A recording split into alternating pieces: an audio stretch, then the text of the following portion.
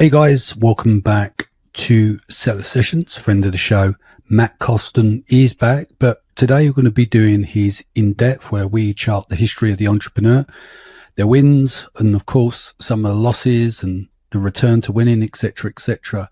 You've obviously seen Matt when he's been on Main Image Monthly, but I like to do these in-depths because you get to know the entrepreneur a lot more, and we end up charting and adding a timeline to the rise to their success. And Matt will also be at the revamped Seller Sessions Live May 10th, where we'll be using an adapted VARC model where you get to learn in real time. So we're shaking up how education is done. You'd all be working off your own workstations, and we're all working in collaboration. So it's not the usual speaker format. But that's by the by. The most important thing now, welcome to the show, Matt. Thank you so much for having me. Cool. All right. So, so you're kind of on the spot now. We're doing the in-depth series. A lot of people give great feedback. We've done many over the years, but there are points where it's not always possible because you have to kind of wait for the entrepreneur to get to a certain stage. So I think with you being around long enough now, a lot of people know who you are. And of course, you've been winning hack competitions, etc. So, first thing I want to do is let's take it back, back to your childhood. Like, were you born an entrepreneur? Were your parents entrepreneurs, etc.? Yeah. So interestingly enough, no. So my parents were not entrepreneurial. My dad had the same job for like 30 plus years. But what happened to him was kind of the typical thing where you think you have this loyalty to a big corporation, and when the corporation got bought out, he got laid off. And I really think that kind of set something in my mind where like, I don't want that happening to me. So I think that kind of inspired a lot of the entrepreneurial stuff that I've been doing as of late. So let's take it back. Like, at school, were you into education or did you get annoyed with it? Because a lot of entrepreneurs I speak to, while some would say they did okay at school, they found it a bit boring to say the least, and they couldn't wait to get out. Yeah. So, I mean, I was always really good at like memorizing textbooks, right? So I've had like a photographic memory where, ask me a question, I could tell you what page it was on in the textbook. So I initially started actually going into the sciences, to biology, but I hated being so isolated. So when I started university and I was in the science program, just having to focus in on the lab work and that sort of thing, it just wasn't for me. And I think what also kind of sparked the idea was I actually worked at it's Best Buy in the US, but it was a different company called Future Shop, and it was actually pure commission based. And that's what kind of got me into, well, hey, pure commission, I had to work for my money, and that's kind of what paid for university. So one thing that, and then speaking with my dad too, like one thing that he really instilled in us, I have an older brother, two younger sisters, is that like, if you need my help, you need whatever, I'm here for you, but I believe in you enough that you can just do your own stuff. Like you can pay for university, you can do whatever, just kind of go out there and make it for yourself. So it was a lot of tough love, but understanding and seeing just how, working that job, pure commission, that also gave me the spark of like, well, this is much more interesting, much more fun, making these commissions and working versus school, where it was more like, hey, like head down, you just got to do the textbook stuff.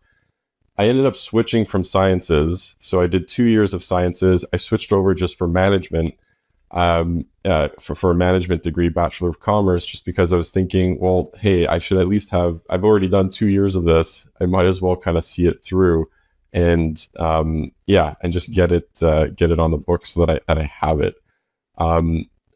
Do I think anything that I've learned in university has actually helped for the entrepreneurial side of stuff? Not really, because entrepreneurial is just like seeing what works, like not being afraid to fail, just kind of like do all the things, seeing what you like best, and seeing what actually moves the needle.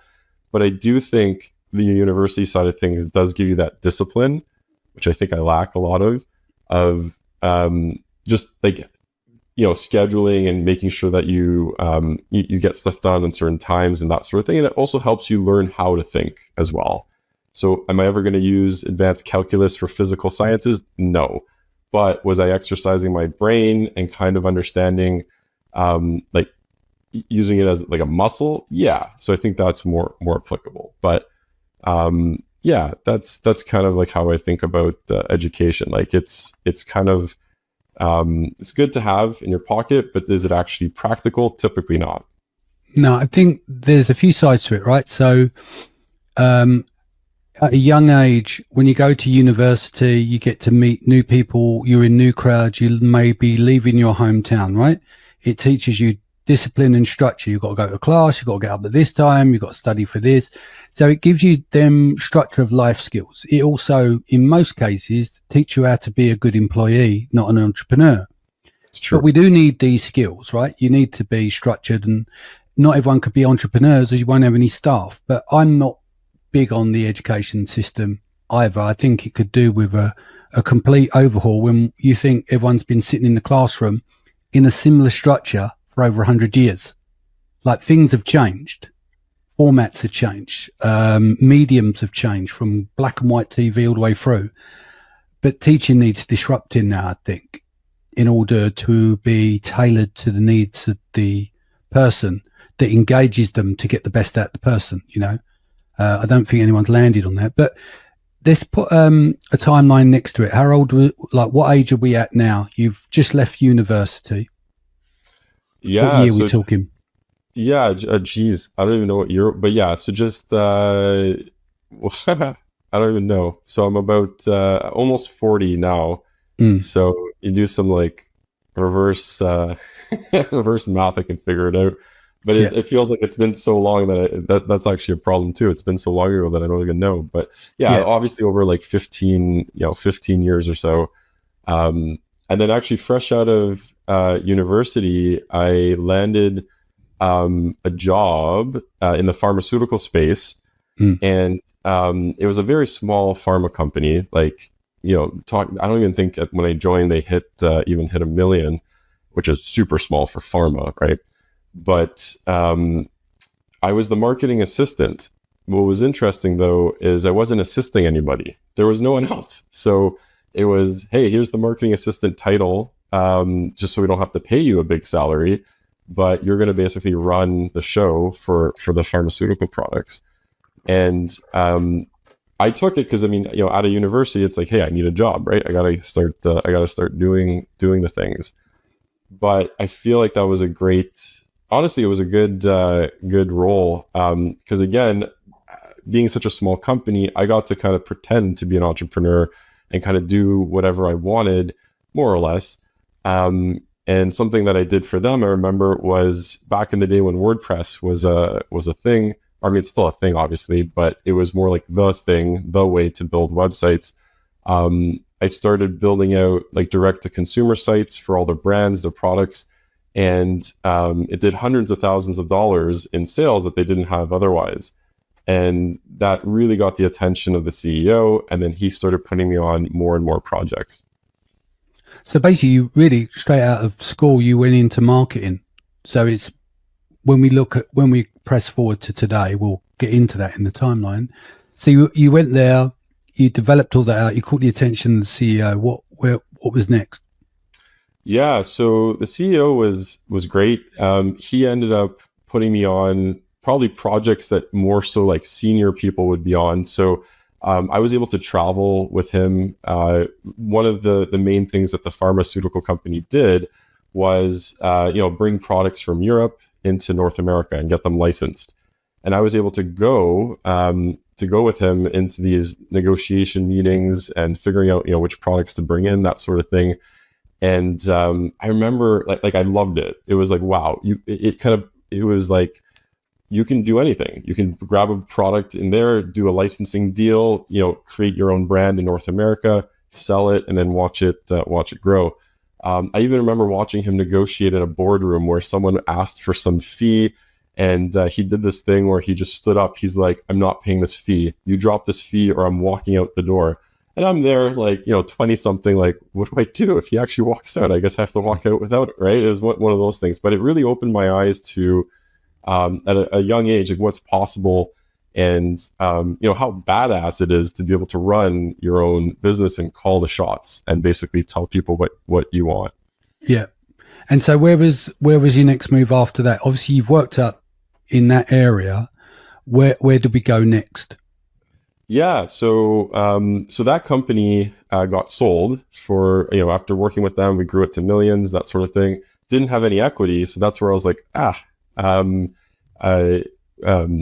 should have done something there, right? So that's when I joined another software startup, this time with equity, and helped them on the technical side. I really wanted, I was, pharmaceutical is great, but your hands are really tied to the creative aspect where, when you're selling software, you have a lot more freedom and flexibility. So joined the software company and wanted to kind of get a feel for what, how to run a startup, right? And at the time, there was only 4 of us. And to this day, they're at like 60, 70 people, and it's like an 8-figure software company. So are you just, I know that you lead programming teams, but are you a software developer as well? Yeah, so not at all. So so I'm conversational, which is helpful. I think my strength comes into breaking down, like sometimes things, everything is complicated, but being able to break down the complicated and just make it palatable for not even just the developers, but just being able to explain certain things like, hey, high level, this is what we want the software to do. This is the end goal for the customer. How do we do that in the best, most efficient way possible? And then spending a lot of time on, and one thing I learned with this software company that I joined at the time was like, making things easy, like the UI UX side of things is huge. Right. And that's something that I've taken with, obviously, for the ventures that I'm working on now as well. Yeah, it's that what I like to do. I call it framing. It's not possible to do. I always look at anything we build, whether it's in-house or now with the advisory role at Data Dive, with the engineering team. The thing for me is always, what can we build where you press that magic button and it does everything? That's impossible. It's a framing. Because my thing is, you can do it in 40 steps or 4. So how do we get to 4? It comes as close as possible to the framing of pushing the button so people don't have to think. Because that's where feature creep comes in as well.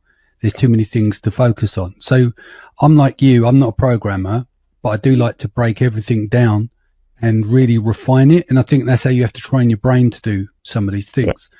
So where is next? So you at the software company, that's still going today. You got a bit of equity, got a bit of a taste for it. What did you do next? Yeah, so interestingly enough, the software company, they wanted to, they do inventory software, and they kind of, not just on Amazon, but they do it for like any type of company. At the time, they were focusing more so on wholesale distribution, which is still a big part to today. And one of the ideas I had was like, hey, let's just build out a brand, or build out an actual physical products brand that we could blog about, YouTube about, and that sort of thing. And actually, with that idea going on, at the same time, I was also working on my own thing as well, where I was actually doing distribution for like Groupon, like those big daily deal sites. And I was actually one of the biggest distributors. I was the biggest distributor, I think it was, in Canada for Groupon, if I'm not mistaken. But everything was drop shipped, right? So it was all like people ordered off of Groupon. It basically just came from China, and that was it. That there was really not much. If you look at 2008 to 2011, Groupon was huge. Yeah. That was the first deals thing that everyone copied that model, because in Silicon Valley, like the copycats come along, but Groupon was the blue ribbon, wasn't it? at that It time. was the one. Yeah, it was the one. If you could conquer group, and then obviously there was like 1,000 copycats, which actually Mm, still drove a lot of revenue to that business. mm, But what I loved about it was the split testing aspect. yeah. So because you have access to like thousands, hundreds of thousands of shoppers, Mm, and essentially I was able to like they'd be like, Matt, we need a deal for this week. I could put on the deal. And then 2 weeks later, I could put the same deal on, but I could tweak it a little bit. mm, One of the tweaks, just for example, was just adding a silly brand name that I just made up. So I yeah. was selling a watch, had no brand name. It's all generic Chinese products that we're selling on Groupon. But then the next time I did the deal, same product images. The only difference was literally a made up brand name. And Mm, that deal outsold the first one, which everyone had already been exposed to, like 3 or 4 to 1. mm, So that really got me interested in on like, well, hey, there's something with this branding thing. There's something here. yeah. And then based on that experience, and then there was, I pitched the software company at the time. They weren't too keen on it because they were keeping in mind they were a much smaller company back then. I was the only person in marketing. They didn't want to spread me too thin. So I ended up, with the knowledge that I had with, how to build out websites and like doing the split testing with Groupon. Then it was, okay, well, how do I make my own brand? Mm, And that's yeah, like, and there's a lot of, I mean, it's not just like, hey, all of a sudden you understand how to build a brand. no. It's like, how do I do it? And I was inspired by a lot of the Kickstarter projects where literally you just put the thing out there and you get feedback from people and you basically build it in front of people. So this is pre-Amazon. So Kickstarter was your first foray into with your own brand. And do you mind sharing what was your first Kickstarter? Yeah, the first Kickstarter, well, it was actually on Indiegogo, but it Okay. was a mosquito repellent bracelet. Mm, And I knew that it would sell well based on we sold similar products on Groupon, and it was one mm, of the bigger sellers. So we kind of had the benefit of testing there as well, but didn't really do much competitor research, anything. It was just like understanding that it sold on the Groupon platform. Like, hey, we could probably sell it on Kickstarter. And what was interesting was, like building it in front of people, you get that feedback, you get that like what people like, don't like, that sort of thing. Also being involved in software, I was doing, there's a concept in software, obviously, called user testing. So actually watching people, how they navigate your software and understanding where they get stuck, they don't understand what that button does, that sort of thing. And what I was doing back then was actually sending people using usertesting.com and sending people to like my prototype pages and asking them like, why wouldn't you buy this? What's your basically uncovering the objections, right? yeah. And that research was like paramount, right? Like once I understood all of those things, then, shifting it over to Amazon, it became, it became very, very successful. That brand in 1 year did over $1 million in that one year that we ended up putting it on Amazon. So putting the timeline against this, what year was the Kickstarter? And then you obviously migrated onto Amazon because it's been 10 years or so since you started on Amazon, right? Yeah. So it's about 10. So this was about, I want to say 10, over 10 years ago, I'd say. And these bands actually weren't the first product. So actually, now I remember that the first product I ever sold on Amazon, because the daily deal sites were great, but it was kind of like a full-time job too, because every day I had to come up with a new product idea to drop ship, that sort of thing. So I really wanted the reoccurring revenue. I wanted to just set it up once, have it keep selling, good to go. So that's where kind of Amazon came into the picture. The first product I ever sold on Amazon was, and keep in mind, I'm not an Apple guy at all, fortunately or unfortunately, but at the time they were shifting over the connection on all the iPods. They didn't have the iPhone back then, but it was mainly for the iPods, where it was like the 32 pin connector to the mini one that they have today. And a Mm. lot of people had bought those docks, so they needed a converter to go from that old big pin connector to the small one. Mm. So all I did was, go to Alibaba, find these connection or these converter devices, threw them up on Amazon. Didn't have a brand or anything to it. I already knew, with my experience with SEO, with the websites, that sort of thing, I had a decent idea that keywords were important, and being able to describe it as the 32 pin dock connector converter, blah blah, whatever it is. Yeah. That was wildly successful. So within, relatively speaking to the time, so within weeks, I was doing thousands, thousands in sales, and that got me hooked. I was like, wow, there is something here, and yeah, then it was like, I'm all in. This is what I got to focus on. So I'm guessing, just putting it together, this is probably around, the Kickstarter's about 2013, 14, and then around 14, 15, you started on Amazon. About that, yeah, I would say about that. Like So, go on. Yeah, go ahead. So how did you find out? Because everyone had their route into Amazon, right? So everyone finds their way in somehow. What's the story that brought you to Amazon? Yeah, it was really just the frustration of doing the daily deal stuff. It was like, what way can I, can I get the reoccurring revenue without always that input of like setting up the deal and figuring that out. And it was just like investigating. Like obviously eBay at the time was still like a decent player, but eBay just felt more like Beanie Babies, one-off things, that sort of thing. And then the next logical one, like obviously Amazon was still huge back then as well. And I think what actually sealed the deal for me was the FBA program, right? Like, hey, I just send my stuff to them. I don't have to fulfill it, and they could actually fulfill it cheaper than what it would cost me to ship. That was mind blowing. And I was all in with that. So year one, let's say 14, 15, Amazon, did you say you hit 7 figures in year one, or was that the brand across all platforms? So that was just that product. In just over a year, it was like at $1 million for that year. Yeah. Yeah. And then let's move into 15, 16. What we're doing here? Yeah. So then it was, expanding, getting other products as well. So for that mosquito, it's an interesting story with that mosquito product. We were actually doing so well that we were outranking like the big guys, right? So you can imagine like Johnson & Johnson, that sort of thing. And randomly, the supplier just went dark on us. They ghosted us, and it was like, what's going on, right?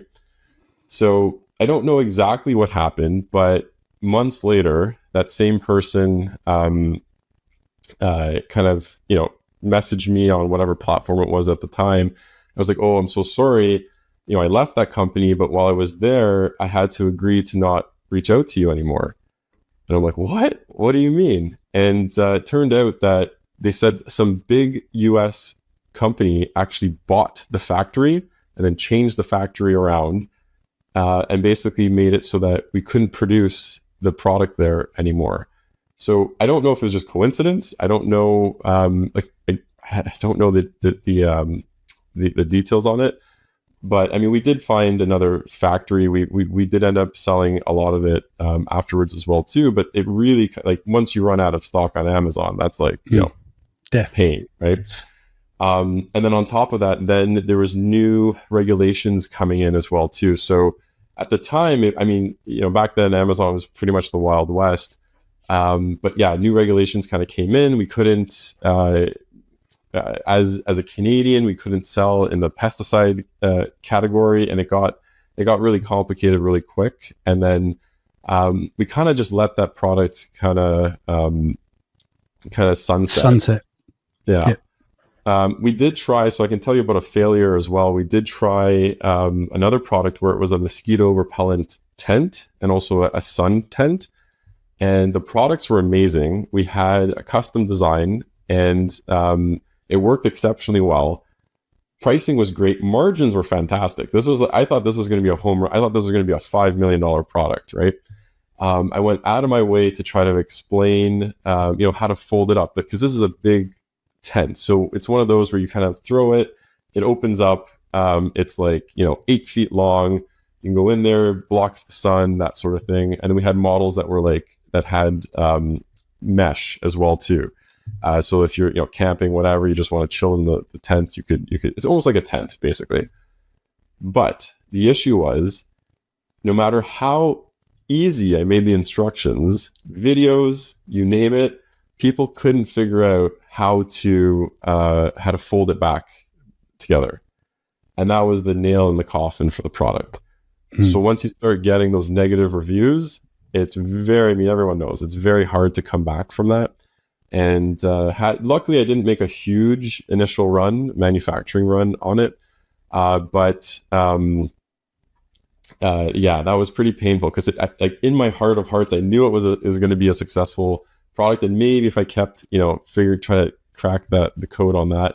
But we ended up just liquidating it and kind of letting that one sunset as well.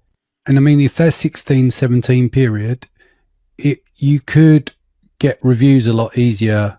It was a little bit more fluid in order to get reviews then, to kind of try and recover something. So it must have been pretty devastating to not be able to get ahead. Do you see what I mean? Because back then, I'm not saying that you should do it, but you were able to get reviews to offset some of the negatives until it hits a tipping point, right? And it goes beyond reasoning.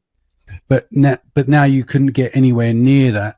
It's like there's almost impossible in terms of service to get a product to turn back round like you could back then.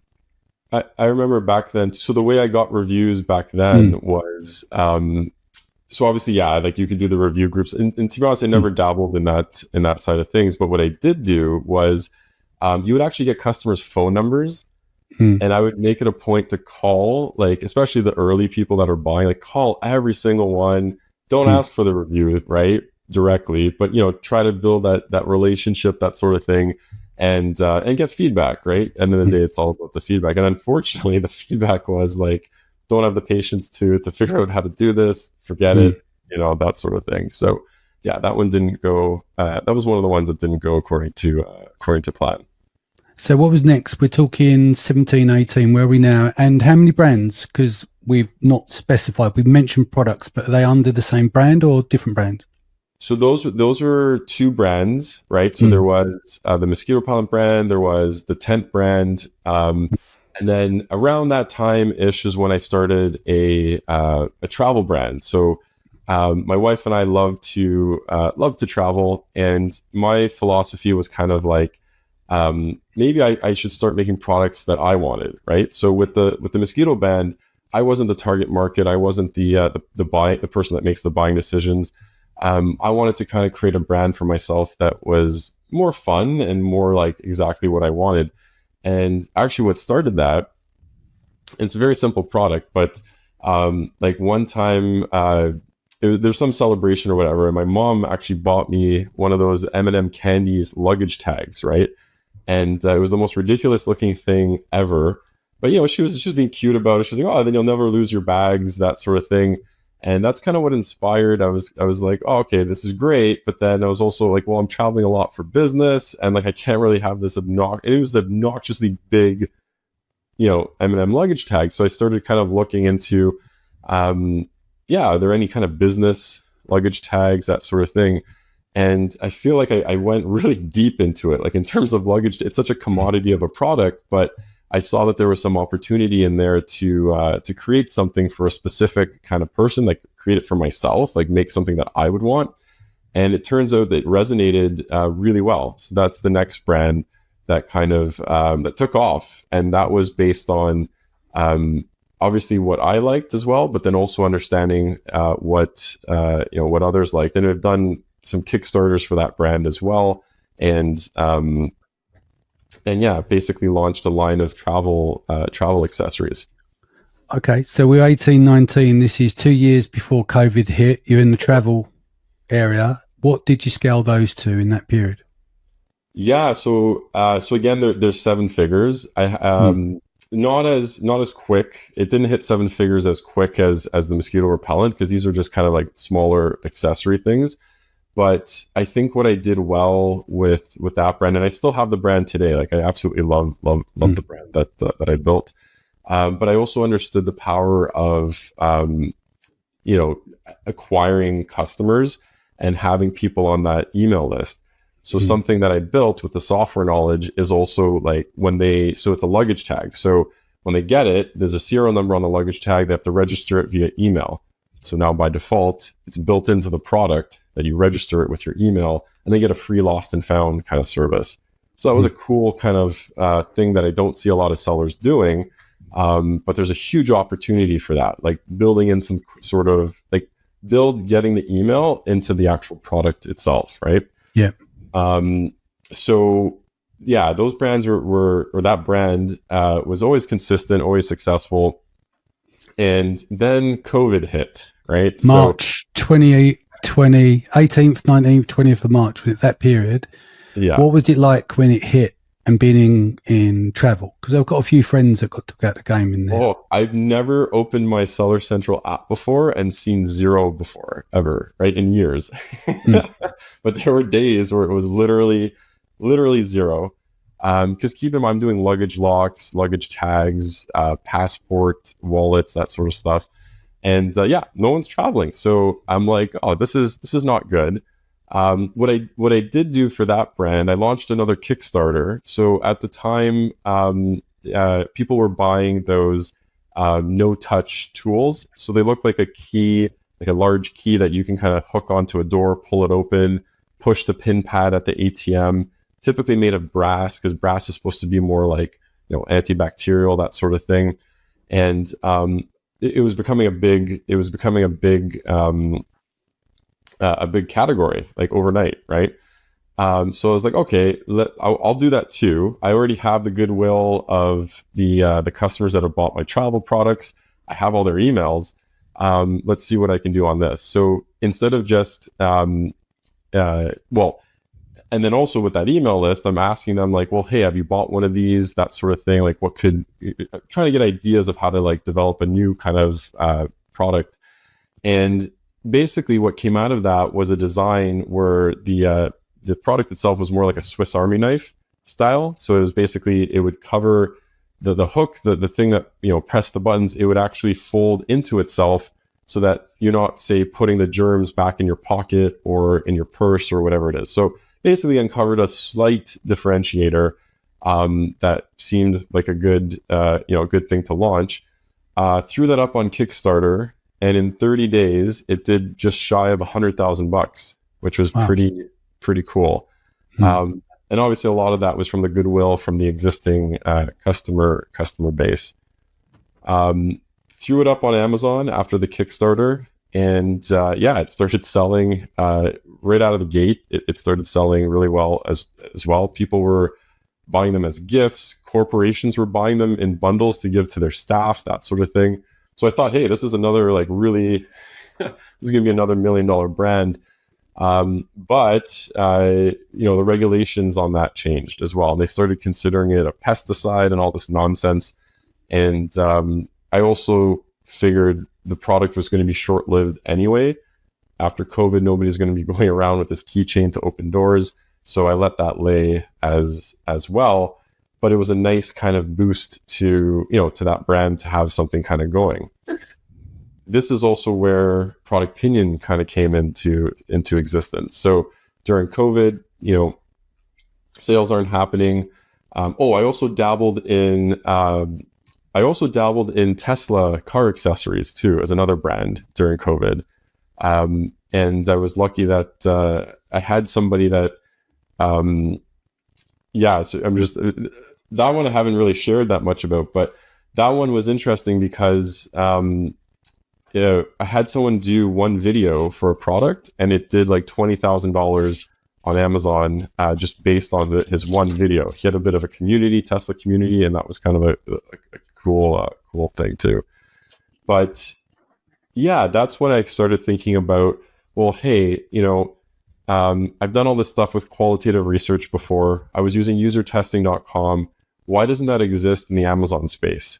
Why don't Amazon sellers talk to their buyers or talk to shoppers? And I've had a lot of success in that. So can I bring that to Amazon sellers?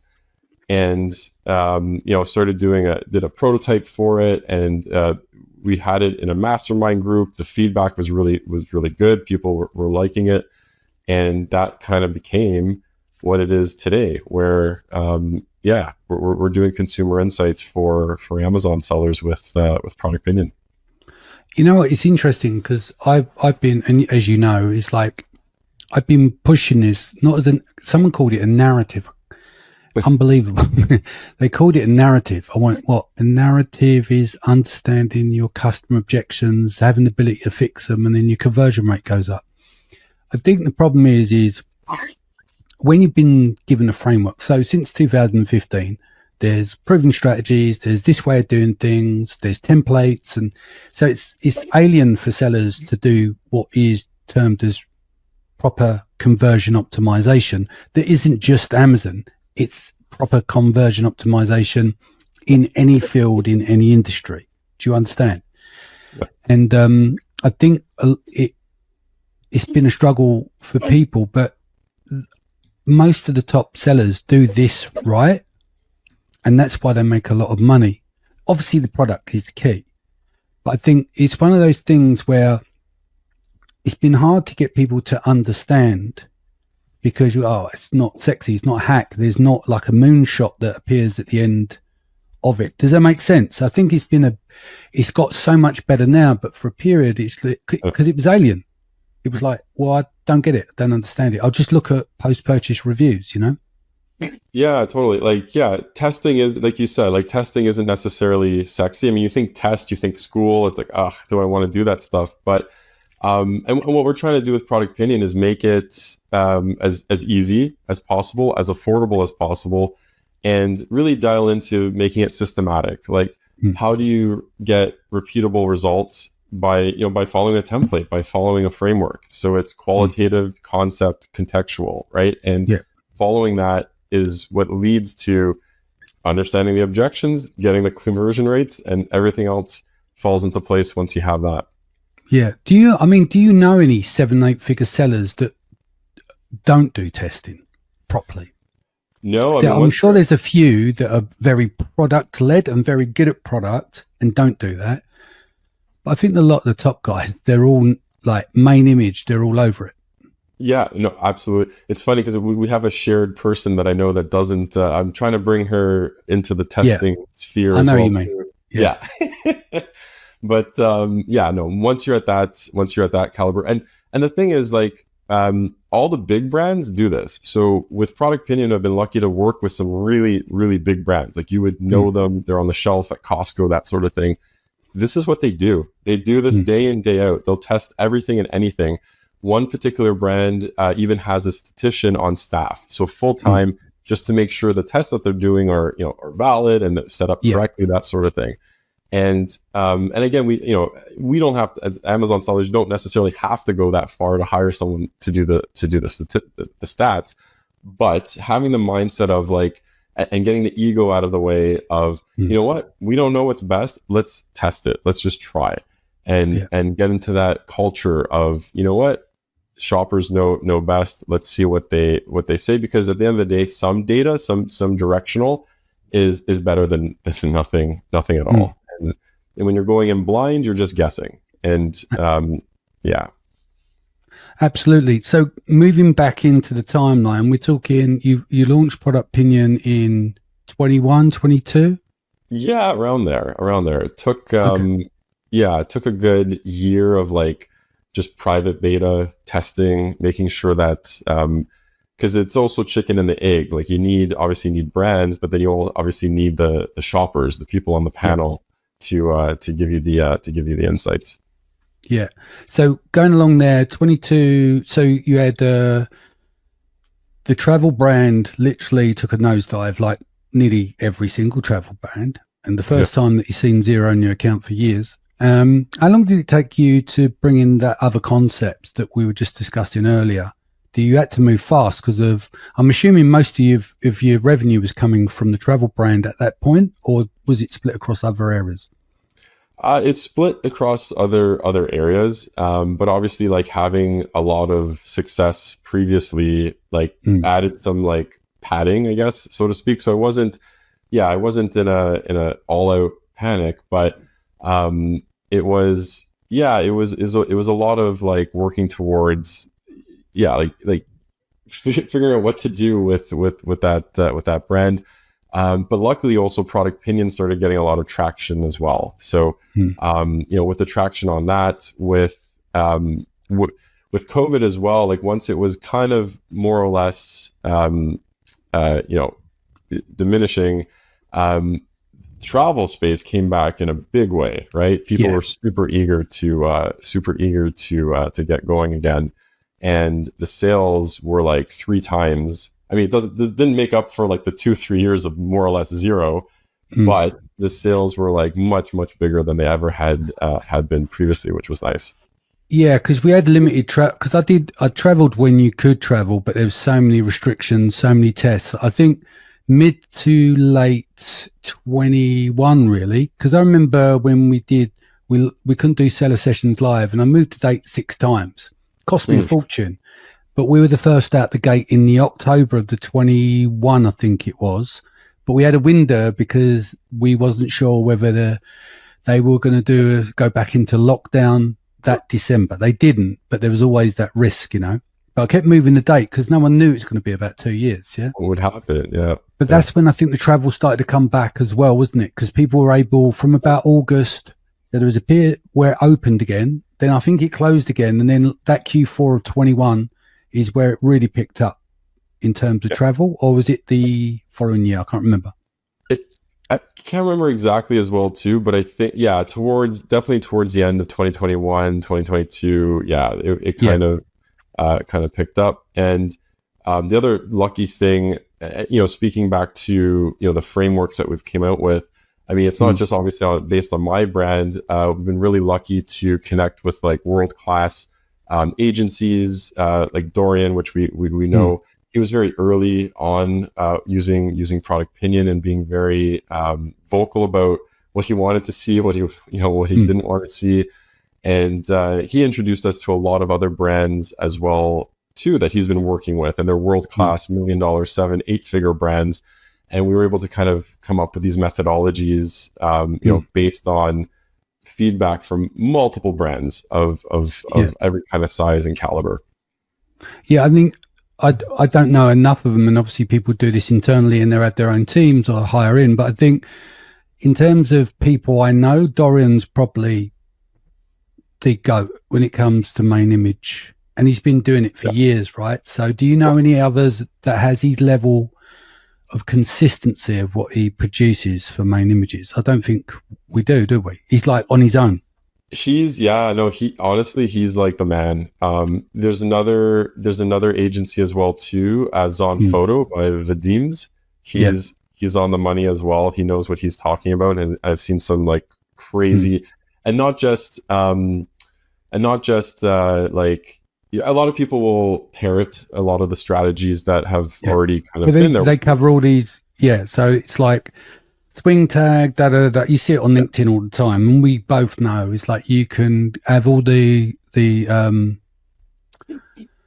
all the proven strategies loaded into the same image, and it just looks absolutely terrible. It's because the execution plays a role, and I think what happens is they go, well, if you add this to the image, you do the call out, you do this, and this, and then your conversion rate will double, and it doesn't. It just simply doesn't. All of a sudden, you Frankensteined it, right?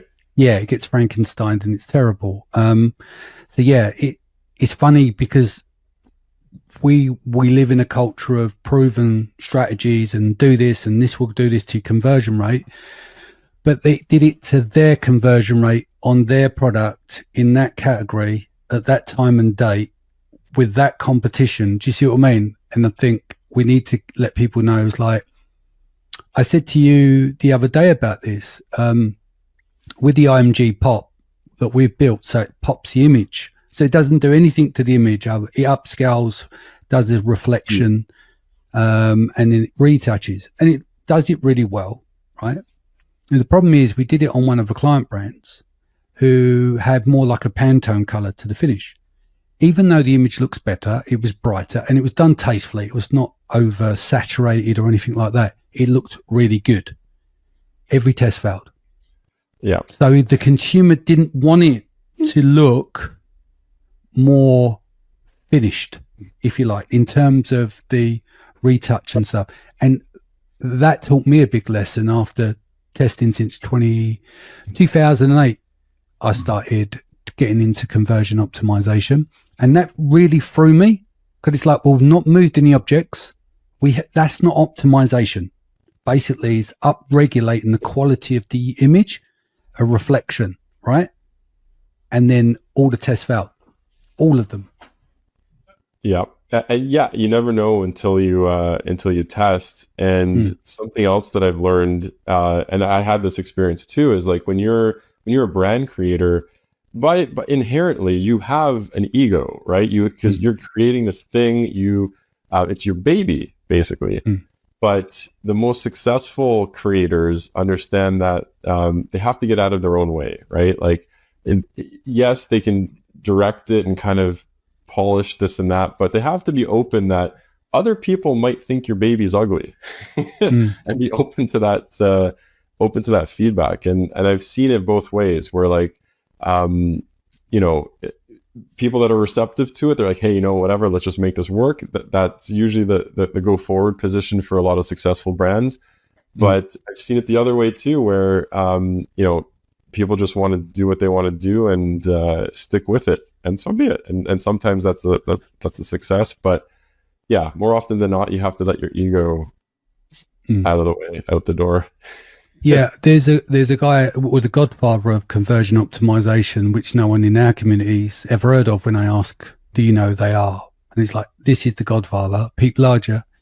He had a phrasing called HIPPO, highest person's opinion. It was like abbreviated as, because they will go in and then the CEO go, I know my business, I know this, let's do this test, we're going to do it like that. And then the test will come back, and because the results didn't come out the way he was expecting, it was the opposite, they'd ask for retesting because they're trying to get to the point of, no, keep doing it until I am right. Yeah. Do you understand what I mean? Yeah. No, that's wrong. Go and retest. It has to match me. Yeah. It has to match my opinion. And so that's where the HIPPO terminology comes from. But it's also, we've discussed this about self-esteem. Like, you invest so much into your product, getting feedback, it can be tough love and brutal at times, but you can look between the tone of the voice, right?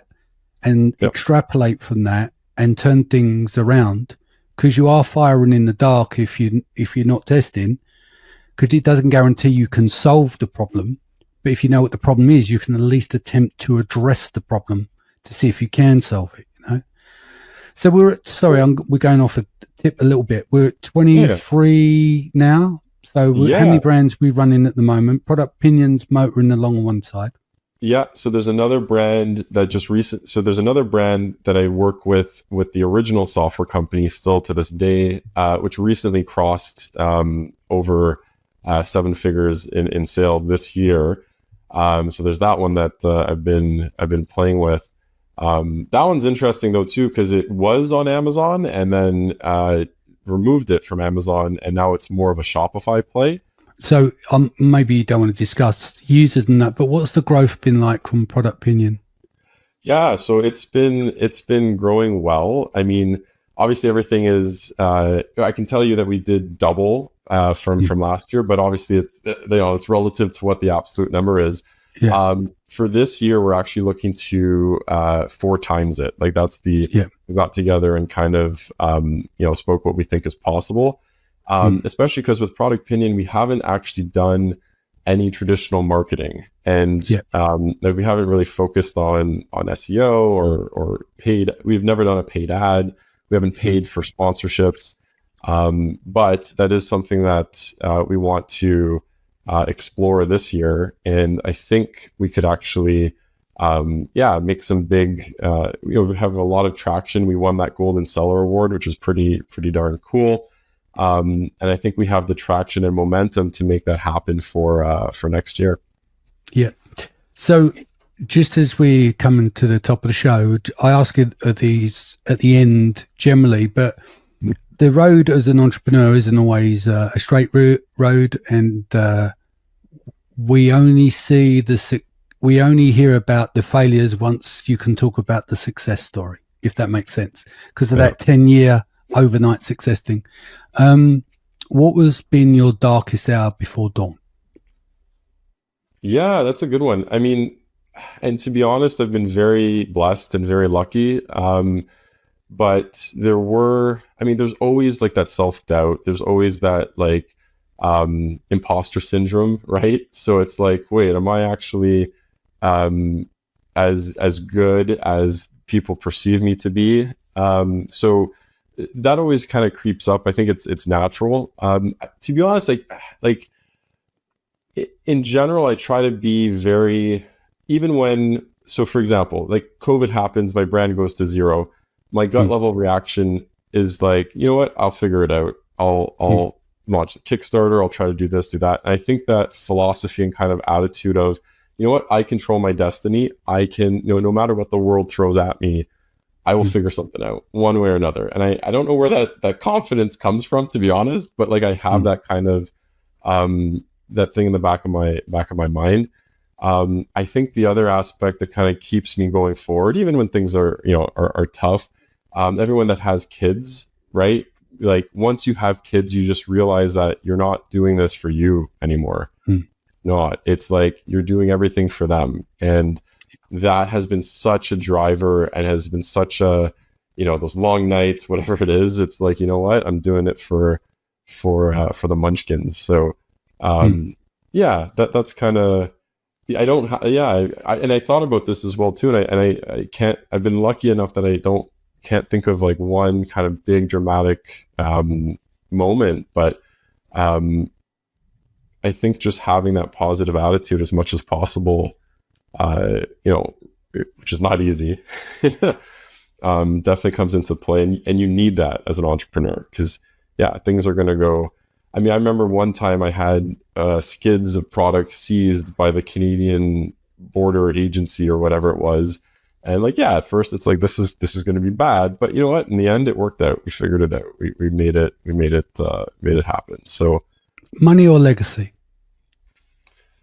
Ooh, I need both, right? So right now it's legacy. Like I'm blessed enough that money hasn't been a concern for some time. But I don't take that for granted, right? I understand that it's not easy, but there has been thought about like, what am I leaving behind? How are people going to remember me by? So I think that it's shifted. Yeah, obviously money is a necessity, but it's shifted from that to legacy, to leave something, leave the world a better, everyone says it, but like leave the world a better place than what it was before.